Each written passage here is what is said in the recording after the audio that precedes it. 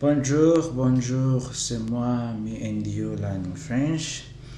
Aujourd'hui, j'ai décidé de commencer une nouvelle comme une édition sur mes techniques et comment apprendre le français. Et c'est aussi aujourd'hui, je donc lire le journal du monde, de Le Monde. Donc, en espérant que je peux trouver le nouveau vocabulaire et lire comme un journaliste. Une journaliste. Euh, oui. Donc, sur cette chaîne, j'ai fait beaucoup de techniques comment apprendre le français. Je sais beaucoup de techniques qui sont donc là sur internet, et donc aujourd'hui c'est mes techniques que je sais, et je vais commencer maintenant à vous lire cette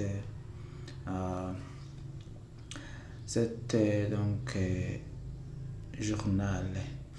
N'oubliez pas que je suis débutant sur apprendre le français. Oui, débutant. Oui. Je commence à cela. En Indonésie, la violence en marge des matchs de football est fréquente. Au moins 125 personnes sont mortes samedi soir à la suite d'un mouvement foule après un match dans l'est de Java. L'historien et sociologue Sébastien Louis, qui a été le supporterisme en Indonésie, revient sur le contexte sportif à propos des recueillis par Florian Lefebvre. Samedi 1er octobre, la stade Kanjuruhan, près de la ville de Malang, sur l'île de Java en Indonésie, a été la scène de l'une des pires tragédies jamais survenues dans une stade de football. Au moins de 125 personnes sont mortes dans un mouvement de foule selon un dernier bilan des autorités locales revues à la baisse. Initialement, plusieurs milliers de supporters en colère de l'équipe de l'Arema FC avaient pénétré sur le terrain du stade de Kanjuruhan après la défaite de leur équipe 3-2 contre celle de Persebaya Surabaya. Les supporters ont ensuite été peignés le gaz lacrymogène par la police. De nombreuses personnes ont été mortellement piétinées. Des survivants ont décrit spectateurs pris de panique, bloqués par la foule. Alors, je dis notre nouvelle. Ici, la banque. Oui. La banque maillon faible des pays émergent. Oui, la banque maillon. Ok. En Tunisie, on manque de tout, y compris prêts bancaires, alors que le pays frôle le défaut de paiement et s'enfonce dans la crise avec une pénurie de médicaments et de certaines denrées alimentaires, les vannes de crédit se referment, les ressources bancaires sont orientées vers les besoins de l'État en attendant un accord du Fonds monétaire international. Témoigne Tareq Sharif, président de la Confédération des entreprises citoyennes de Tunisie. Et avec des taux d'intérêt qui s'atteignent parfois les 13%, les prêts sont devenus inabordables, surtout pour les PME. Dans le rapport annuel publié en août, la Banque centrale de Tunisie reconnaît une aide ralentissant du financement de l'économie par le secteur bancaire. Pendant la pandémie de Covid-19, les établissements des pays émergents ont aidé le gouvernement à affronter la crise économique et sanitaire. Elles ont fourni les majeurs batteries du crédit, faisant passer la part de la dette publique dans leurs actifs au niveau record de 17% en 2021, observé le FMI dans une note publiée en avril. Une part qui atteint même les 40% dans certaines économies comme l'Égypte au Pakistan. Oui, il y a beaucoup de choses ici, il y a beaucoup de nouvelles, des actualités, comme on voit ici, comme celui-là. Le présidentiel au Brésil,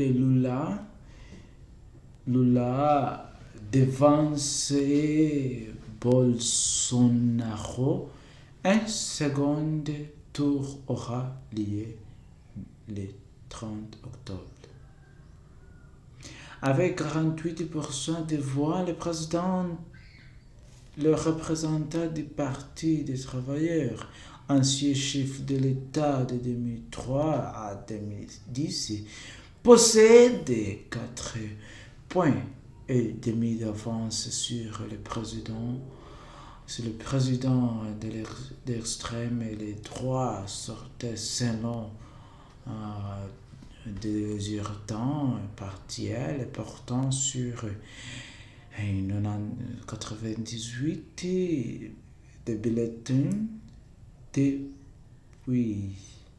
depuis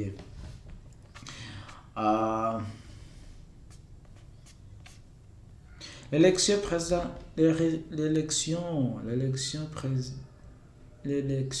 présidentielle du Brésil se décidera au second tour, au premier tour de scrutin dimanche 2 octobre, de l'ex-président de gauche Luiz Inácio Lula da Silva, dit Lula, terminé en tête devant le chef d'État d'extrême droite sortant, Jair Bolsonaro, avec 48,02% des voix contre 43,55% selon le résultat partiel du tribunal supérieur électoral, portant sur plus de 97% des blessés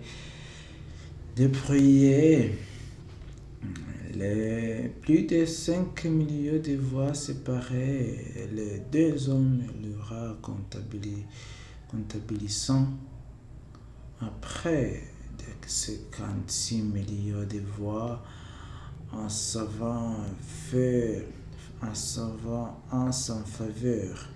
Mais aucun des deux candidats n'ayant atteint la majorité absolue,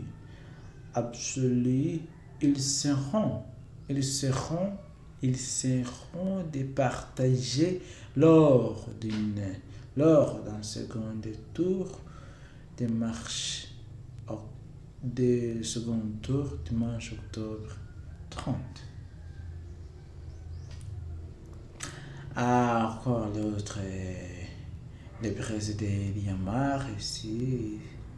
Le président m'a démontré que les Ukrainiens sont en mesure de repousser les forces russes en territoire annexe. Destitué par une blessure Burkina Faso, les colonels Damiba a accepté de démissionner. La France prise pour cible. Oui, Edgar Morin pendant toute ma vie. Pendant toute ma vie, je rêve de ma mère. Je rêvais de ma mère. Edgar Morin dit pendant toute ma vie, je rêvais de ma mère. Donc, c'est là où j'arrête maintenant ce premier épisode de lire des journaux. Et j'espère que vous allez le trouver très belle et très bonne et très informatif pour vous. Si vous voulez aussi lire cette nouvelle titre sur Le Monde, vous pouvez aussi télécharger l'application Le Monde cette application Le Monde sur l'Apple ou votre Android, et vous pouvez la trouver là. Et vous pouvez aussi faire lire le journal comme moi. Oui, c'est une nouvelle application. À Paris, des milliers de personnes manifestent pour les Iraniens. C'est pourquoi le peuple là en France manifeste beaucoup. Pourquoi le peuple là manifeste beaucoup? Les femmes, vie, liberté. Les codes de manifestation à Iran a largement été scandé. Oui. Plusieurs milliers de personnes ont défilé à Paris dimanche 7 octobre pour condamner la répression en Iran des manifestations déclenchées par la mort de la jeune Mahsa Amini, arrêtée par la police de Montréal. Comme les semblables à Los Angeles et Toronto, et aussi hôteliers de la diaspora iranienne, les militants ont défilé de la place de la République à la place des Nations, parcours traditionnel des grands mouvements parisiens. Merci d'avoir suivi moi. C'était moi, Me and You Learning French. Suivez-moi et abonnez-moi sur cette chaîne. Je vous aime.